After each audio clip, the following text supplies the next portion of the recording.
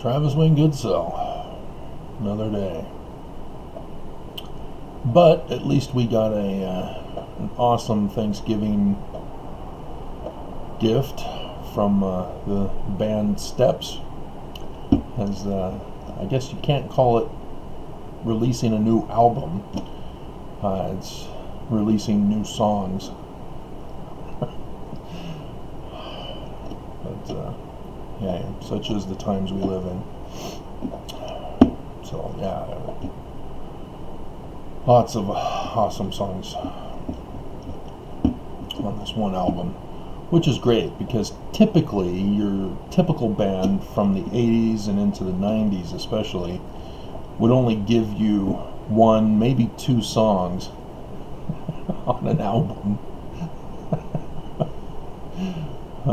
And with cassette tapes, oh man, you'd have to find the start of the song, and then when it finishes you'd have to rewind it and get it at just the right spot to play it again. Yeah, good old days when I wished for something that I could press repeat and not have to rewind. And then sure enough, CDs came out. Well, by the title of the video, which tentatively is Mormon Jesus Christ is not Christian but Egyptian, I could go over that again with you, but yet as I was listening to One Touch Steps,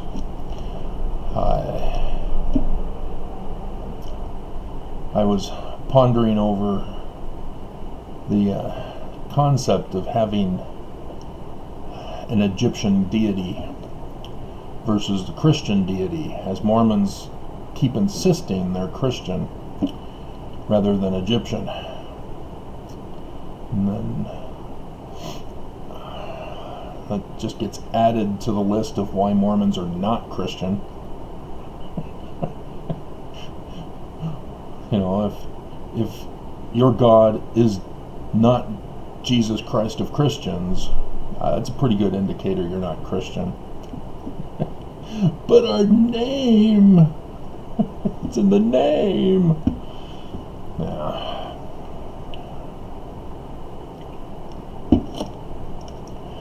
But there's a big difference between religions, in that the God that they create dictates how everything else in the religion is to be understood, such as the latter days. For example, Christians believe in Trinity God. Therefore, their second coming is the belief that the Gospels are a historical record and are historically accurate despite the anachronism, despite the errors, despite the complete botch job by whoever wrote it originally. Specifically speaking of Matthew. Nobody knows the day or the hour that I gave you in chapter 1 and 2. He gives the day and the hour. When you give a sign in the heavens, you're giving the day and the hour. Just, oh dear God. And so yeah, I mean, if you create a Trinity God, and the Trinity God is not comprehensible by mortal man, which in and of itself automatically should tell people that they're not supposed to be able to comprehend that they can't comprehend their God. But logic aside, the latter-day concept is that he's going to come down on Pegasus, an actual flying horse, as a Trinity God who's not physical, God is going to come from outer space, flying on a horse, and is going to be comprehensible to mankind. And, apparently he's supposed to be able to not get shot down like in Rapture Palooza. But then Christians who are believers will get raptured up into heaven with him, as he then slaughters the wicked. That's obviously a very brief synopsis, but it's their belief in a Trinity God that resulted in their interpretation of Matthew 24 and in Revelation and other passages. And I'm even seeing Christians who are now going into the Old Testament to say that the Old Testament God is the Trinity God also. I think the Jews have something to say about that. You should listen. But that's the whole other point, is that the Jews have a different concept of God. And for Christians to say, oh, well, they're not Christian, therefore they're wrong. It's the same exact argument when you include Mormons into the mix. And Mormons, again, have a different God than both Jews and Christians. And then, like I'm saying, Mormons even got their God wrong. The true Mormon God that Joseph Smith was promoting is completely different than the one that we have now, and have missionaries who are just little kids, not even knowing their own religion, going out and telling people to join the church and spend their money on the church, not understanding that that's a protection racket, as the church is stepping on other religions' turf. I'm surprised there's not more gang wars, religious gang wars. They'll make you an offer you can't refuse.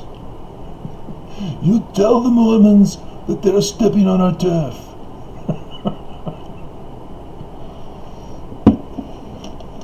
Can't they see the tennis shoes hung over the telephone wires? Can't they see the tagging?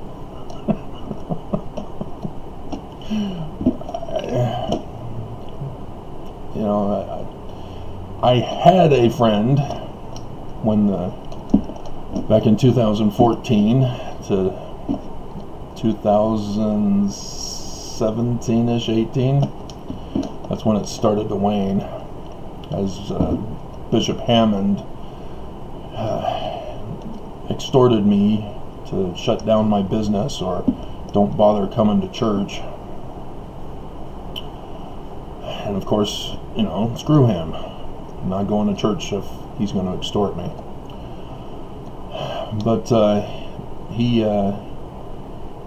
also got involved in publishing one book because he went to a seminar thing where the guy was saying, oh, don't do lots of different books.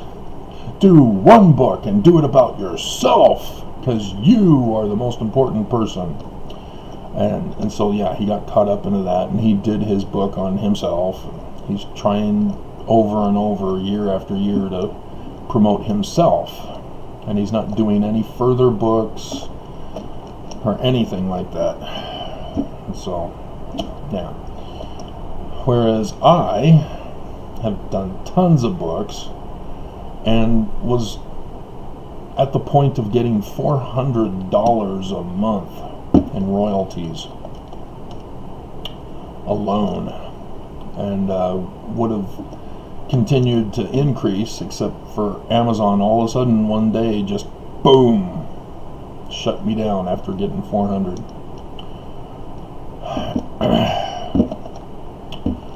But the church, yes, it owns Amazon. They own Bezos. So yes, I'm pretty sure their analog systems were ordered by the church, as I can't even find my own name let alone any of my books. You know, I type in the exact title, and I have to scroll down and go to 3 pages before I finally find it. I mean, I am slightly exaggerating. Slightly. Yeah, the church clearly attacked me, and they can claim that, oh, we had nothing to do with it. Oh, that sucks for you. So, but yeah, it's all based on the God you believe in. That's why the church does what they do to me. They see me as a threat. Oh no, he's showing that Joseph Smith is a translator. That's going to ruin our church. Because we told the world that Joseph is not a translator. Because we're not translators ourselves. And 11 million Mormons lost activity because of it. Which was my causing in the first place. So you're welcome, the majority of my viewers who are not Mormon, or not Mormon anymore like myself. But yeah, there's a big difference, and that's why I do my videos trying to go over with you section 103 verse 16, where Joseph Smith tells us that a man like Moses, a Mormon man like Moses, will cause and it will be involved with an exodus. And so that's how true Mormonism is supposed to interpret the story of Moses with the Exodus and all of that, is that it's prophecy of this future Mormon who's supposed to be like Moses. And so you're supposed to study your scriptures and learn about the Mormon Jesus, just like Jews read their Torah to learn about Moses. So too are Mormons supposed to read, but with their different take on it. And so all the prophecies, as the Book of Mormon says, all the prophets have been testifying and prophesying about this Messiah. Because right at the beginning of the Book of Mormon, what does it say that Mormons are supposed to have their belief in God about? The learning of the Jews and the language of the Egyptians. So yes, Egyptian God.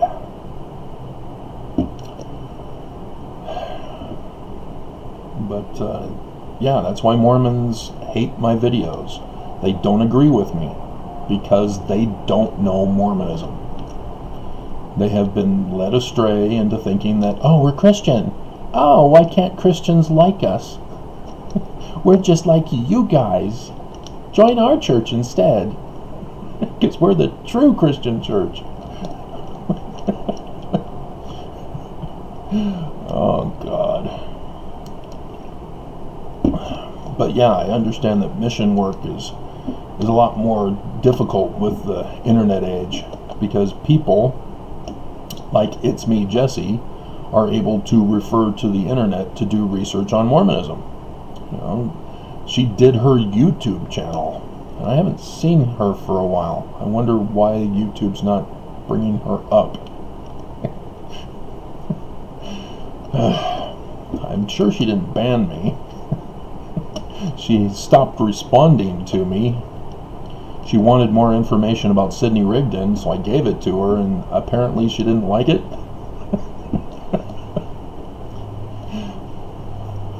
She was hoping for something more nefarious, I guess. More sinister, more evil, more conspiratorial. No, it's really simple.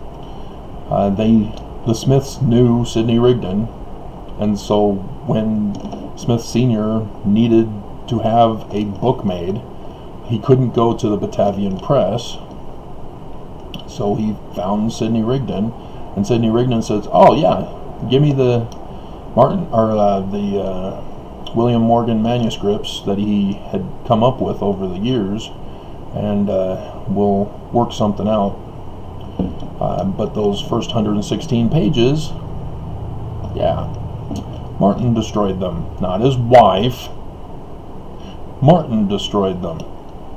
That's why they call Martin the evil man.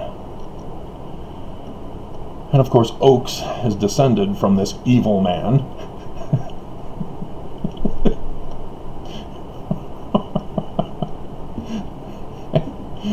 And yeah, so they needed some other template, because Martin Harris was on the anti-Mason board in Palmyra, and so if he's uncomfortable and ripped it up, they needed some other template to mask the Masonic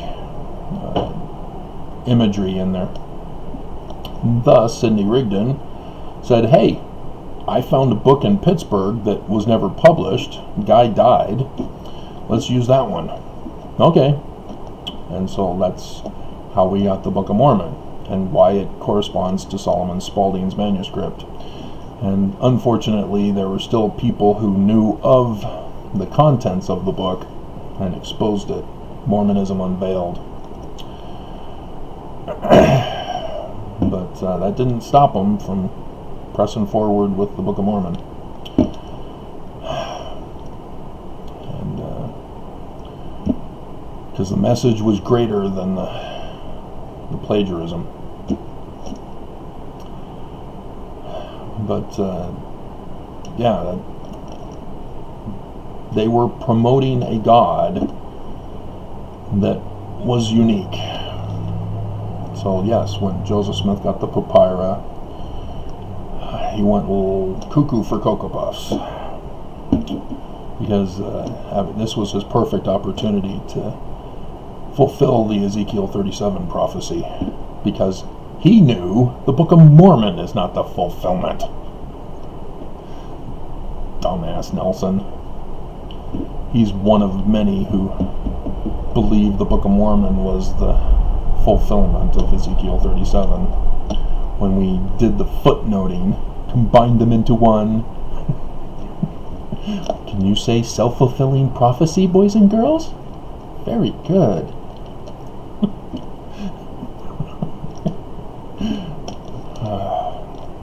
Alright, so I'm going to end it here, I guess. But just remember, just because you have a belief in a certain God does not make you right. Because everything you do reflects onto the God that you proclaim that you're following, that you believe in. And so when you're going around destroying people, destroying their lives, withholding life, liberty, and property, and thus committing crimes, you need to take a hard look at your God again. And if you can't own up to it that your God is the God of evil, the God of crime, then what the hell are you doing? You know, Nelson, he established the Mormon God on top of him, the leaders of the church. He came right out and said it as clear and plain as day. The Church of Jesus Christ of Latter-day Saints is the cornerstone of the religion. And he put it in the square and said this represents a cornerstone, and then the church goes in the middle because it's the cornerstone. And then where did he put God? This Jesus Christ? Rather than the Egyptian God that we're supposed to have. And he used the statue version, the Christus. So he puts up an idol, literally. And where does he put it? On top of the cornerstone. Not to the side.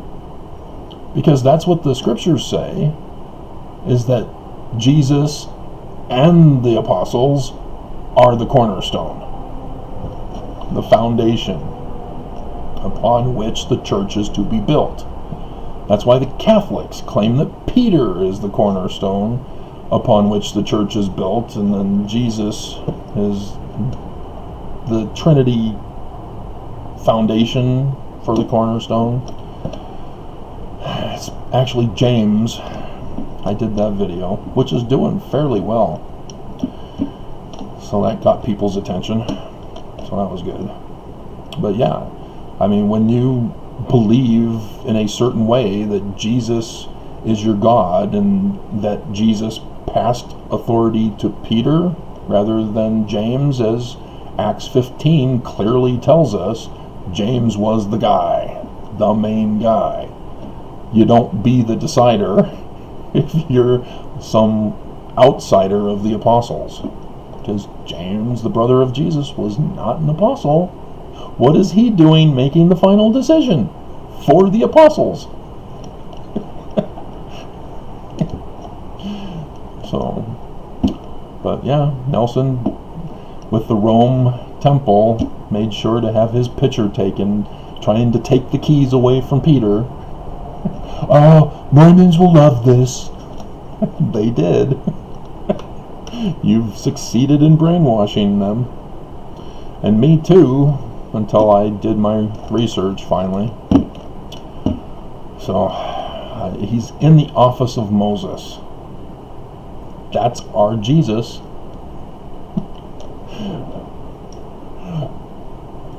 But it's the Egyptian version of it, not the Babylonian version of the Jews.